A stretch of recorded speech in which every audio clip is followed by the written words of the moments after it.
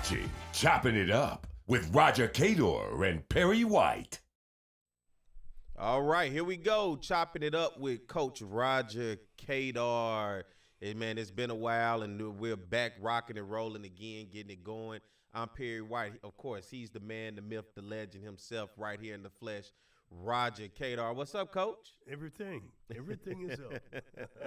And my man on the board, Garrett Edgerson, rocking and rolling with us. Man, Coach, it's good for us to finally get back rocking and rolling. It's been some time, but we're getting it going again. It's good to be going again. I tell you, it's looked like it's been a long time since we last got together. And, you know, today we have a special guest. PJ's in the house. Yeah, the real PJ. See, I'm often being called PJ, but the real PJ is in the house. So hopefully he can learn, and maybe one day this is something he does. You know, it's been a while, and the last time we were up to do a show, some interesting things had took place. And one of those interesting things, Major League Baseball lost a great Invitor Blue, a Louisiana native, a guy who played for the Oakland A's, and just a guy, when you talk about transcending the game, just as first as an African-American, as a pitcher, and had a lot of success coming out of Louisiana. He did, and he was from a small town in the northwestern part of Louisiana, Mansfield, DeSoto Parish, and he was a talent, a football talent and a baseball talent. And the beautiful thing about it, he had originally committed to Southern, and that would have given me a chance to play with Vida Blue, who Charlie O. Finley, the owner, tried to change his name to True Blue. He turned down $5,000 from Charlie O. to change. He won. That is a long period. American League MVP in 1971 and an AL Cy Young Award winner in 1971 as well. Pitched a no-hitter September 21st in 1970. What goes into a guy pitching a no-hitter? Well, I don't know what goes into it other than you keep for 27 outs. You don't let anyone get a hit. And I tell you, that is in itself a very difficult task at the major league level. And that's why you hadn't seen many no-hitters, let alone perfect games. That's what makes baseball such a beautiful, unique sport. Vida Blue also one of only 5 pitchers in Major League history to start an all-star game for both the American League and the National League. He did it for the American League in 1971, for the National League to 1978. We talk about coming out of high school, being a talent that he was. You said initially could have been right here at Southern.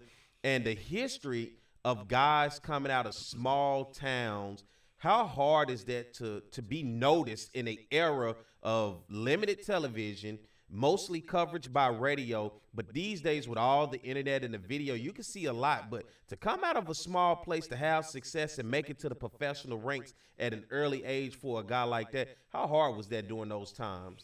Well, it will always the travel ball and everything else that is taking place now, it's a lot easier to be seen. Back then, when Vida came out, you had to be good. You had to be good. And when you're good, the legend follow you. Word gets out, word of mouth. And it got out on Vida Blue, and it landed into the lap of Charlie O. Finley, the big old, different kind of owner with the Oakland A's. Charlie O. Finley, talk about who is that guy? Well, he was the guy that slept on the porch of Blue Moon Odom and signed Blue Moon Odom out of Macon, Georgia.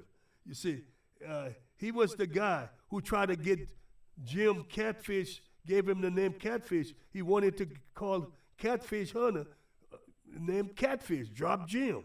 You see, he was the guy who wanted to pay everybody for mustache if they wore mustache. He was a different kind of owner, and he was a promoter, and he wanted to make the game better. He was the guy who wanted to change the ball from white to orange or yellow. He wanted to change the color of the baseball.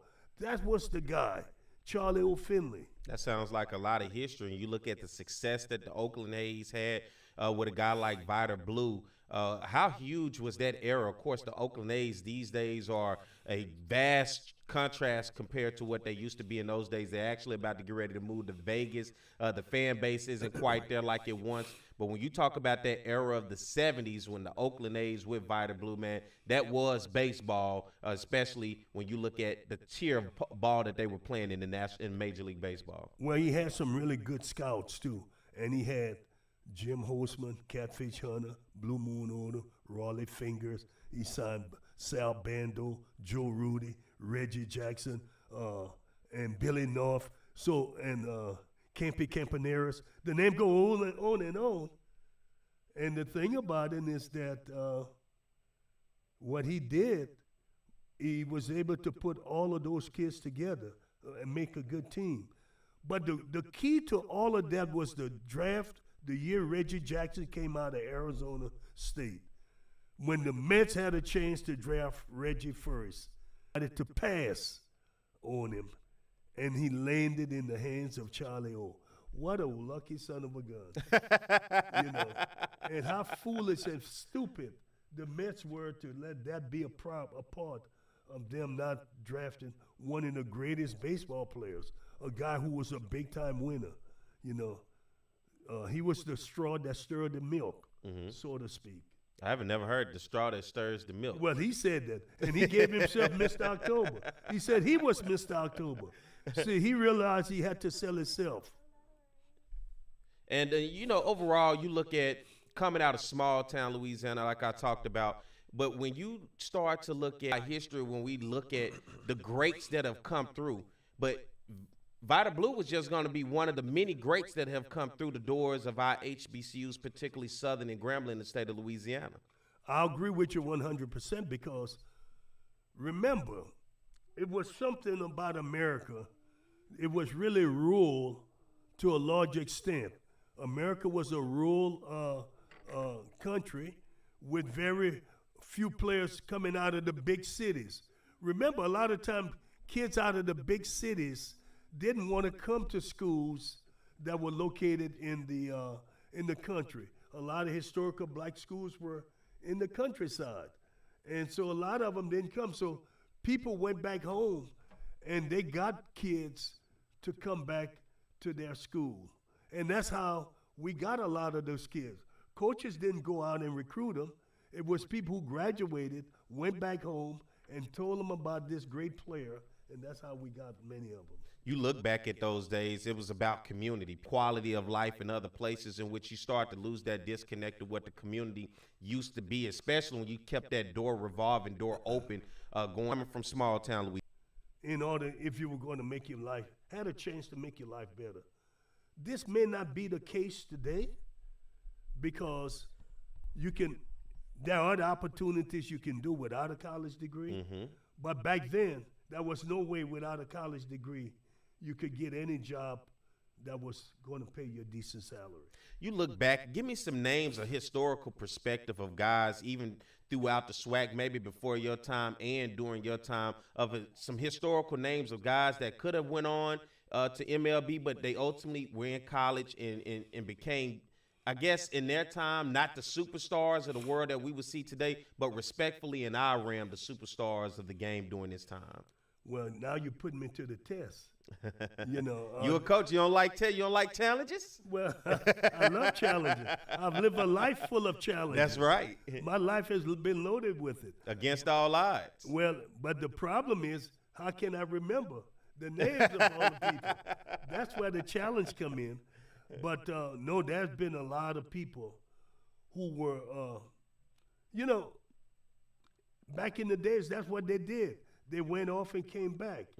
I know a lot of guys when I was at Southern who had gone play pro ball, didn't make the big leagues, but they came back to get that degree, and they were volunteer coaches. And they taught us a lot of things. Came to Southern on his way to Florida. You know the one thing Lou Brock taught us base running. I became one of the greatest base stealers in minor league baseball, and my record will show it because of what Lou Brock taught. Lou Brock taught that it was the lead from first and the steal to second is 13 steps. 13 steps. And I used to practice it every day and count how many steps. Got the 13 steps. And Lou Brock taught something else. He said the great base stealers learn to geometric on how you got to take away what the advantage of the other team. Mm-hmm. So he said when your pitcher is on the rubber, you want to, as a base runner, you want to get closer to him. What does that do? Peripheral vision. He would make the players go stand on the mound and say, I'm going to stand back here, and then I'm going to stand here, and you tell me what looks closer to the bag. Mm-hmm. And you know what? I try to teach that. And people won't listen. They have been taught wrong by so many people. They refuse to do that. And you give the pitcher that you're closer to the bag when you're really not. You're the same distance, but because of the angles, the angle messes his vision up. And people won't listen. Those are the little things of the game, man. And that's why Lou Brock was a great base stealer. Mm-hmm. Wasn't the fastest runner, but he was a great base stealer because he knew how to take advantage of the 13 steps. And you talk about a guy like Lou Brock, who is, the name itself is legendary. And how big was that? Did it, when he was around, could you feel the superstar status when he would come back around Southern? Not really. Remember, Lou Brock told a story. When he was at Southern, he walked on. Mm-hmm. Nobody knew who he was. And he said he hadn't eaten in 2 days. And he went out and he fell out, fainted. And they felt sorry for him, said, give the lad a swing or two. That's what they said, let the lad swing.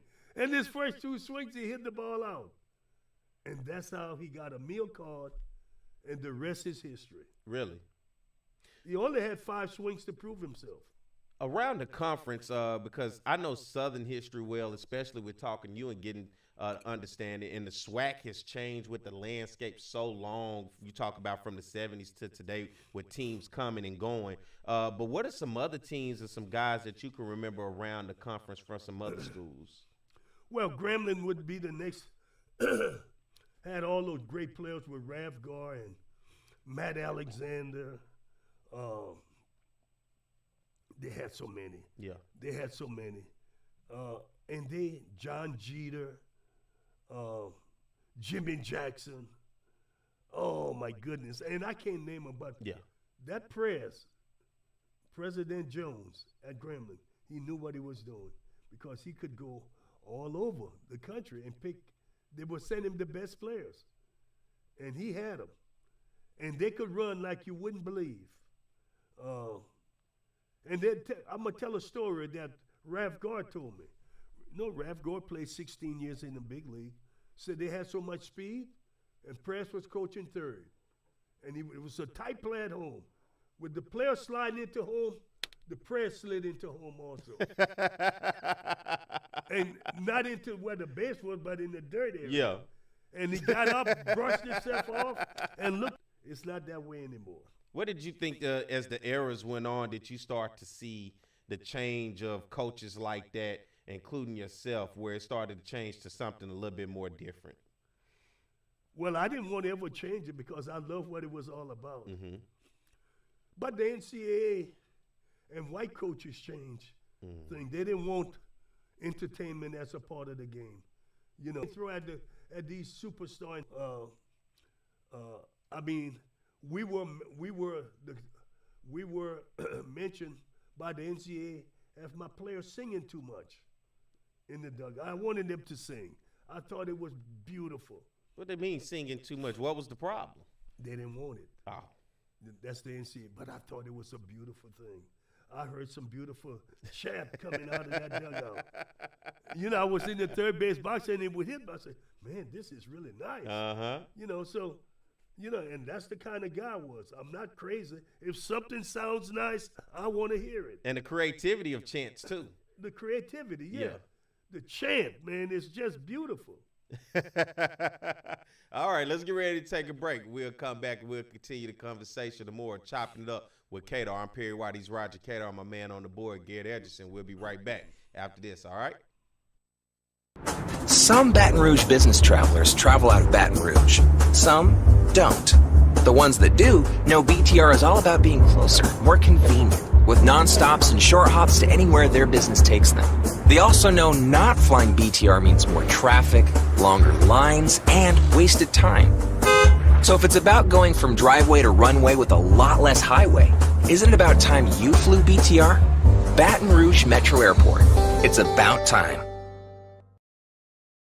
Smart Baton Rouge business travelers travel out of Baton Rouge because BTR is so close and convenient, they're always one step ahead, rather than dead on their feet. So, isn't it about time you flew BTR? Baton Rouge Metro Airport. Getting a letter from the IRS that you owe back taxes can be scary, but it doesn't have to be. Call Go Tax Resolution in Lafayette at 337-420-1040 today. We'll help stop garnishments, levies, and seizures immediately. With over 35 years of dealing directly with the IRS, our team of local professionals will help you pay the least amount possible. So if you owe back taxes to the IRS, you need help. Call the tax professionals at Go Tax Resolution in Lafayette at 337-420-1040. Your go-to tax relief. Looking to get some keys made, locks rekeyed, or a wide variety of new and used safe? Then look no further than the trusted choice of Alfred Safe and Lock. Conveniently located off of Government Street in Mid-City, Baton Rouge. Trust the expert locksmith at Alfred for all of your residential, commercial, and industrial lock and safe needs. Trusted by Baton Rouge and me, Roger Cador, to protect what is yours since 1946. Take your fun full throttle with a single touch. There are places to fly high, swing low, or make the old bell ring. Your targets are in sight. Better your game by playing ball of almost every variety. Need to catch your breath? Have a passion? We've got the place. Gear up for where the rubber meets the mud, or stir up memories of a lifetime. Reach new heights, gravitate towards something out of this world, even travel back in time.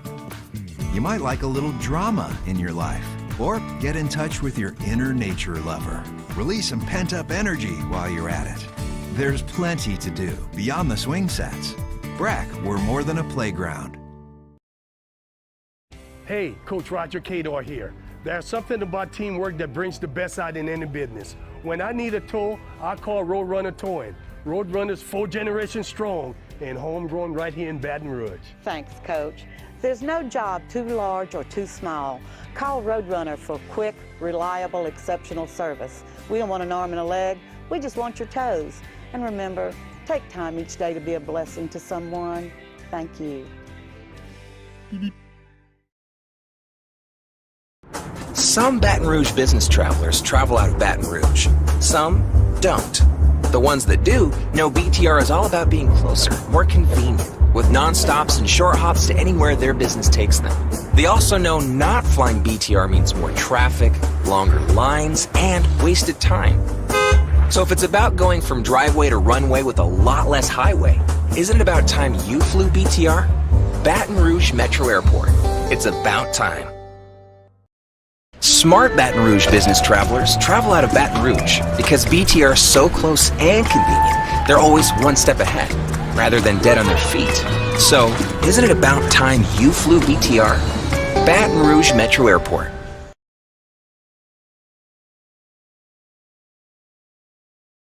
All right, we're back with more Chopping It Up with Cador. I'm Perry White. He's Roger Cador. I'm my man on the board, Garrett Edgerson. And guess what? If you hear my voice, hit that subscribe button right there below this video. Be able to subscribe and get that live notification every time we're live so you can be able to check out the show and keep up with us. Coach, you had an opportunity to go out over there to the ATL, Atlanta, Georgia, the SWAC baseball tournament this year for the first time, being able to be at Great, beautiful location with the backdrop of the city, Midtown. And I just think it's got some possibility because I spoke with the people now who are going to be pushing it from the city. They want to do some things that I mentioned to them, but getting more kids involved with little leagues and softball.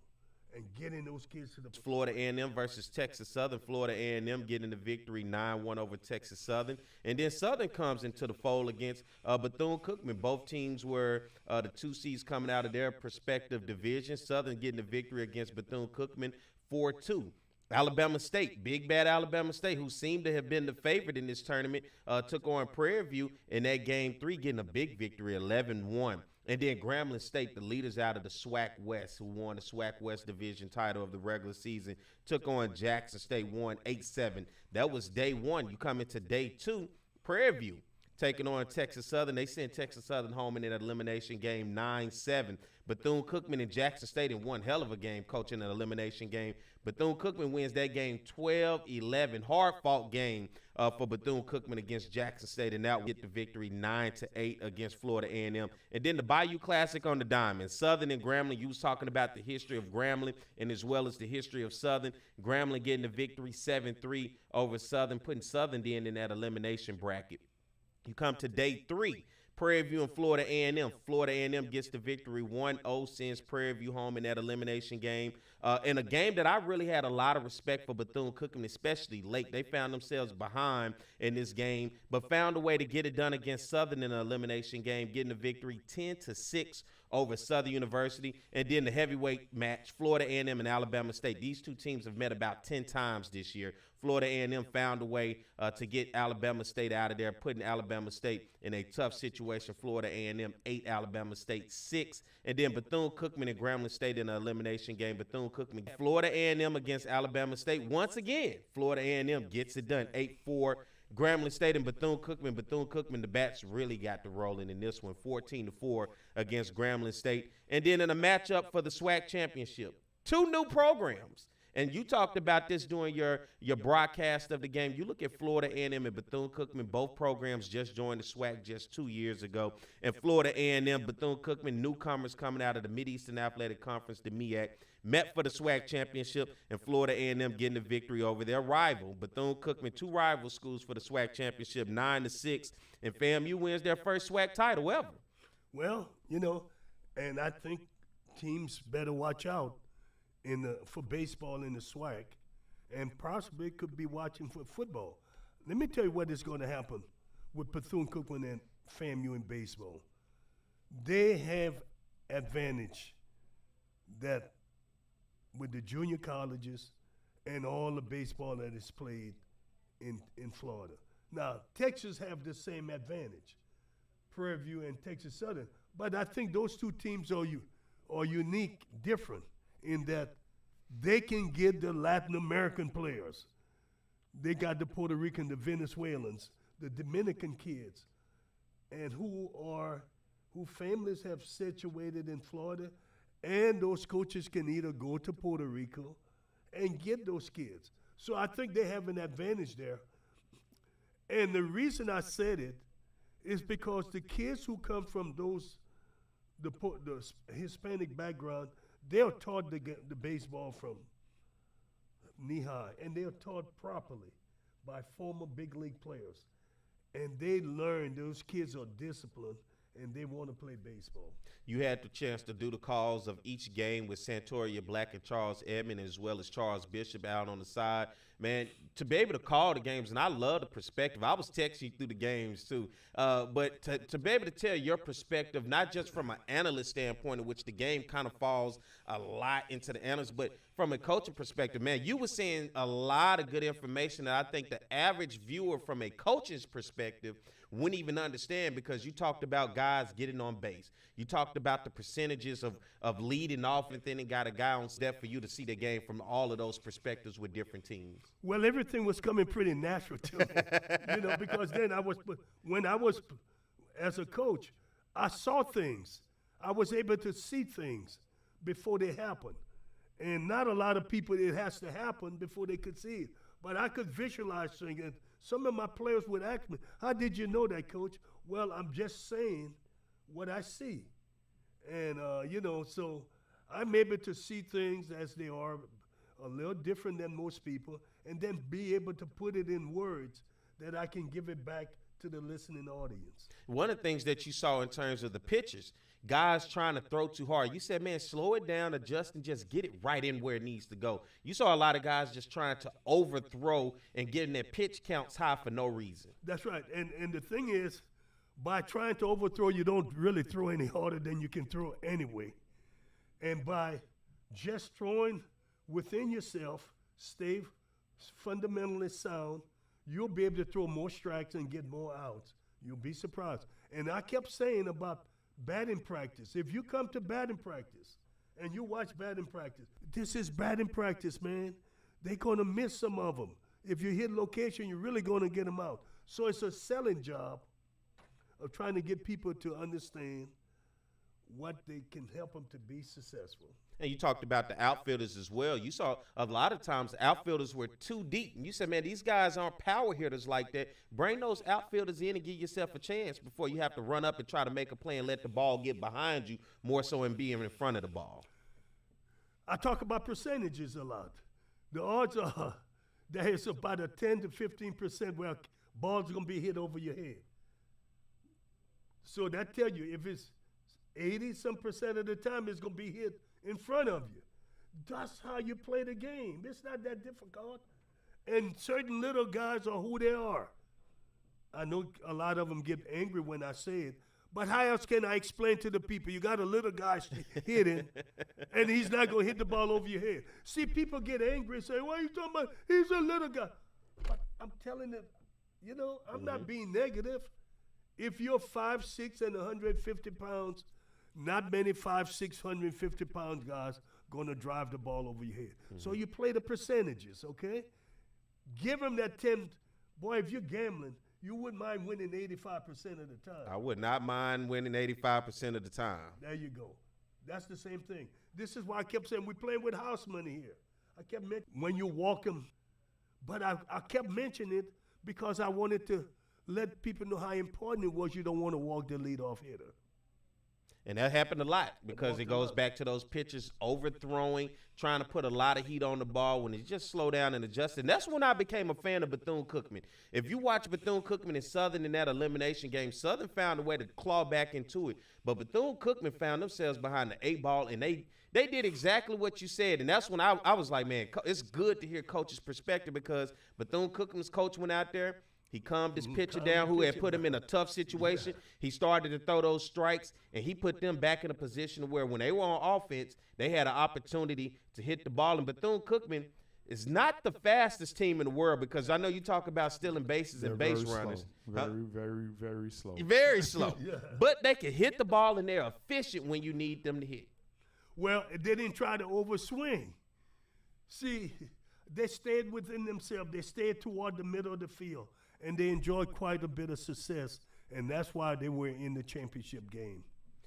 What did you have a game where you probably enjoyed the most? Because that Jackson State Bethune-Cookman game, that 12-11 game, was one heck of a game within itself. Well, I thought the Alabama State FAMU game when FAMU lost to Alabama State when they won it in the last inning, Alabama State, the one game they won.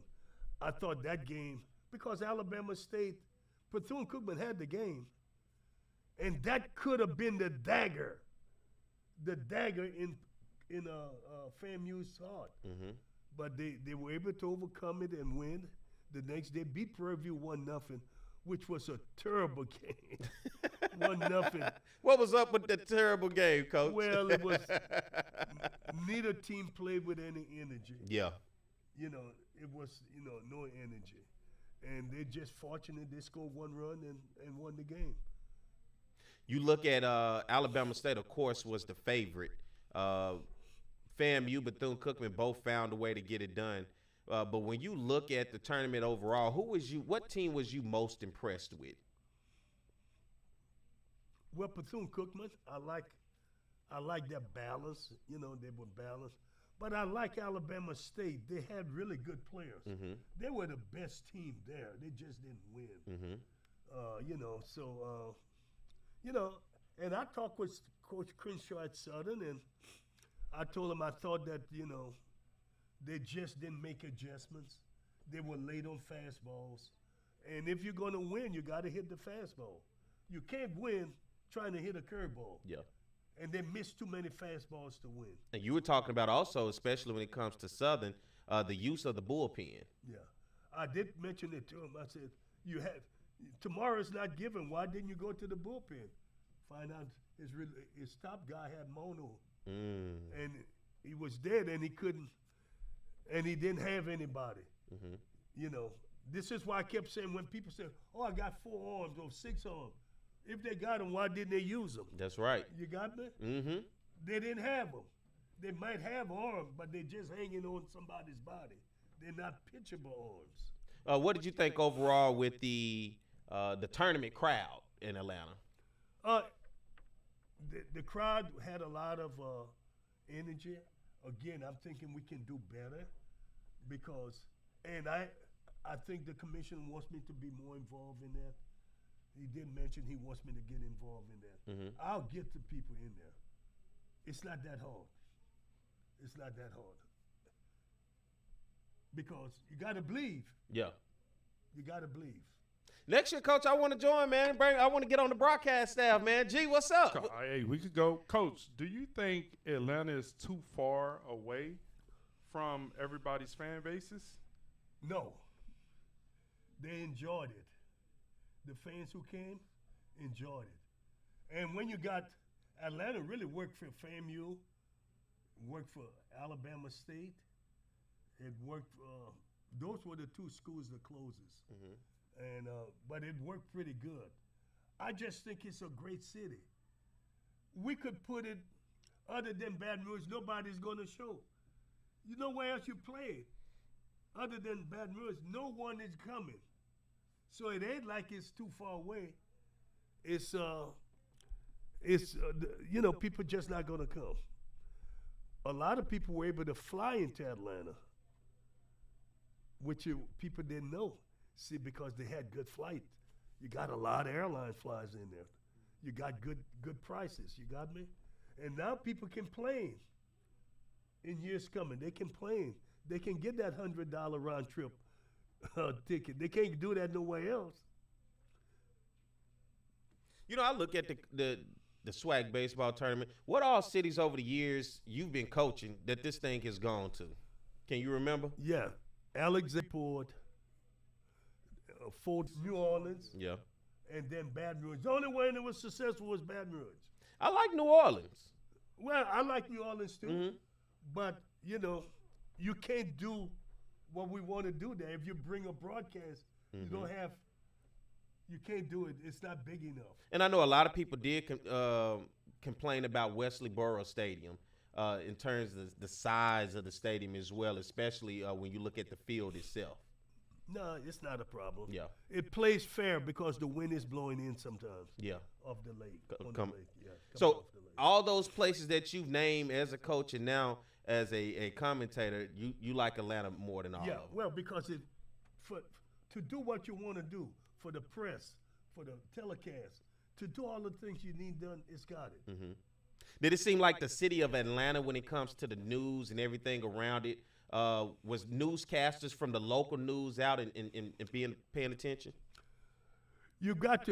What you got to understand, Perry, is that you got to have someone in place who understands. Those people not going to come out unless you give them, put the thing on a platter in their hand. Because they're not used to covering us. So you got to do things with them to make them feel good. By doing it, convincing people and getting them to do it.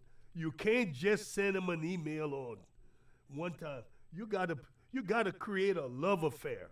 Yeah, the SWAC, what they ought to do with you when it's time for a conference tournament, send you and put you on every network in Atlanta to sell, to say, hey, we got the SWAC baseball tournament this weekend. Come on out, support it. Great history, great legacy, good baseball. I mean, you got to do it. You just can't hope people are lazy. They only, many people don't want to go do nothing unless you entice them. If you want to take this beautiful woman to impress her, you got to take her out. You got to show a lot of things. And, you got to let them know you got something to offer. Last thing I'm going to ask about the tournament before we go to break. I know you have been scouting and looking at players that are going to participate in this big game up in Seattle for MLB weekend. What did you see in terms of the talent of guys that you think could potentially make it to that game? Well, they've already been picked, and I'm so happy that several people from MLB came to the tournament, and they were impressed with the level of play. They were very impressed. And so I think we've got a good selection of kids that will represent the HBCUs very well. And they're going to release the names maybe this week. Okay. So you'll see. I won't be able to talk about them because they asked me not to. Yeah.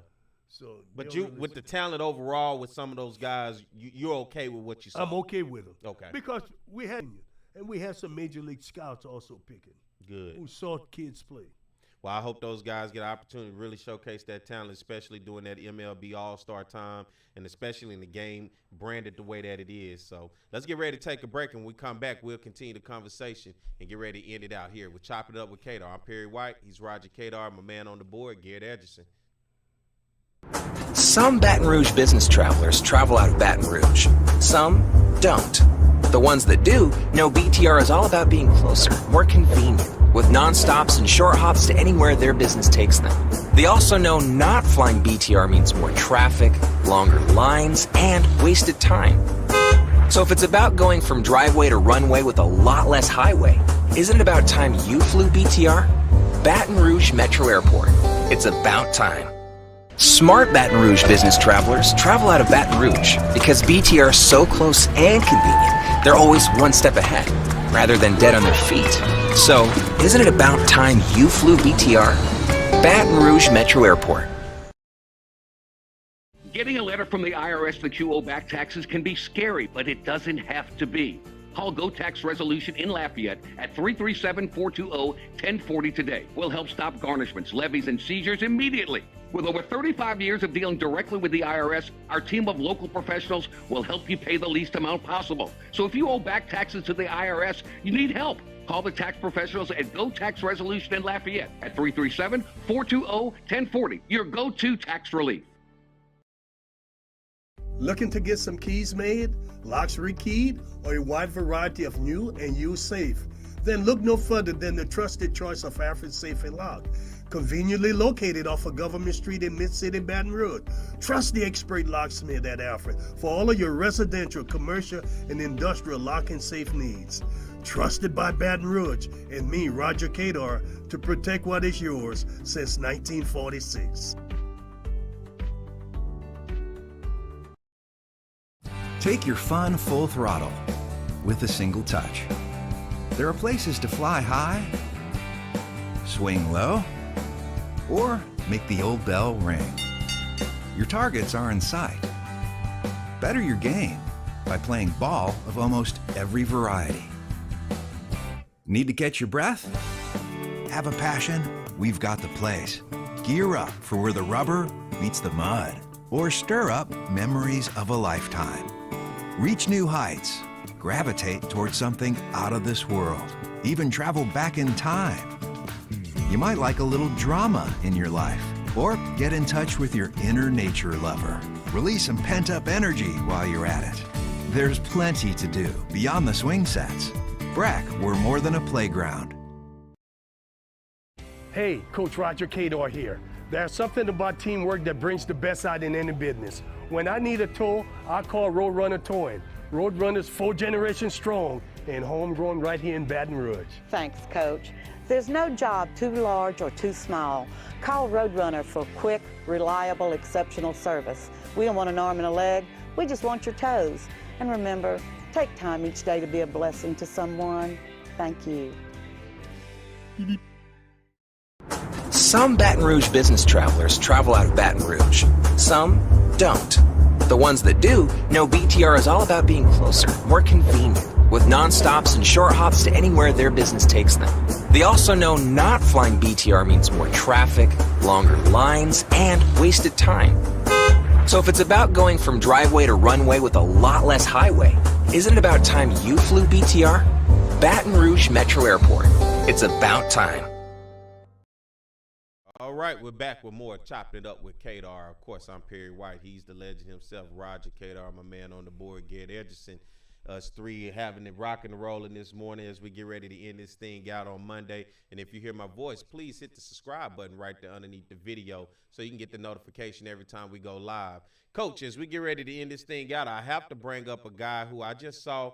He studied breaking the color barrier, even in 2023. This is the second time I've seen him, but former Southern University baseball coach. He took over after your legacy. And year one was tough for him, but in year two had one of the greatest turnarounds in NCAA baseball history. It was the biggest turnaround that season. Coach Carrick Jackson, he took Southern and won a SWAC baseball tournament. Took them, and Garrett and I were in Starkville for the regional against Mississippi State. Listen, he had that place quiet for 7 innings. You could hear a mouse. And anybody know Mississippi State, you know they like cowbells. They're very loud. It started out like that in the first inning, but that place was quiet. They ultimately fell to a late inning error in the 7th inning by the second baseman and fell short, and then the next day got put out against Miami. But Coach Carrick Jackson had a turnaround, did some great recruiting, ultimately left Southern when he did some work around MLB, rehired at the University of Memphis, became the first black coach in Memphis baseball history. This year led them to 27 victories, the most they've had since 2017, and then now being named the head baseball coach at the University Eastern Conference. Thoughts on that? Well, kudos to Coach Jackson. He got that Memphis job, and now he's got Missouri. He's got the connection at the University of Missouri. He was an assistant coach there. And I just think that it's a wonderful opportunity. The most difficult thing is he's got to find a way how he can win at Missouri, because you're in the SEC, the toughest league there is. And so can he do something that they're not doing in the league, like maybe find a way to squeeze out some good pitching and then create a team that's going to steal a lot of bases? Yeah. And so he got to create something there to get out of the issue that they are in. That's why they've been in the cellar. But I think he'll do well. It's just that's not an easy job. Yeah, the SEC, if you look at the teams that top to bottom, you almost looking at pretty much the majority of the conference is in the top 25. Yeah. The vast majority of the conference is in the top 5 and the top 10. So to get us where we at, and just now getting a black coach in the SEC, I believe, and you and I talk about it all the time, all the success that you've had and many others that have come through HBCUs, being able to find ways to win with limited resources, developing your athletes, but the door just not opening. But to see the door open for him, Carrick Jackson, of course, went to Bethune-Cookman, I think Nebraska as well. Right. But just to get that opportunity coming from this ranks, I feel like guys and many others like you, was the door ever there for you to open up like that, or was it just harder during those times? It was not even available. It wasn't even there to speak up. But you know what? It's no big deal. My life was still really good. I never lived a life to try to be the first in this or first in that. I live a life that was happy and helping people. I think that's really what's the hallmark of my career.